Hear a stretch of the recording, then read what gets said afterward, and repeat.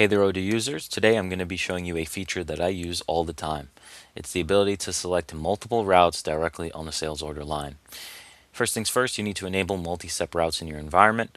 Once it's enabled, we can now go to our warehouse and click the Routes Smart button. This will take you to your list of available routes, and in our case, we'll be looking at the Replenish on Order MTO route. This is a route that automatically kicks off a purchase order to be replenished as soon as the order is confirmed.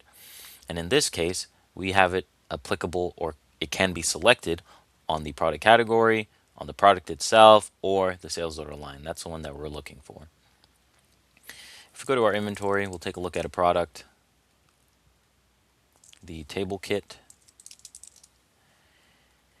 And if we look at the inventory, the replenish on order MTO is not selected by default. So that means by default, when we sell this product, it is automatically going to just try to take it from our inventory, whatever we have in stock.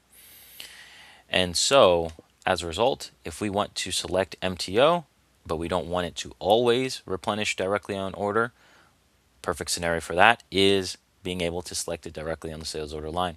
So let's go ahead and create a new sales order and add that product. We'll add our table kit. If we go to the routes column, if it's not available in your environment, you can just make sure that it's selected by clicking on that button right there. And we can click replenish on order MTO and save.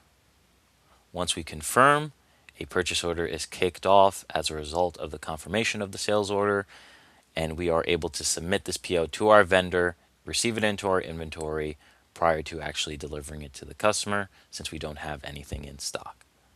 And so that's it. You have the opportunity to select multiple routes on the fly just by going to your routes in the back end and selecting where you want it to be able to be selected.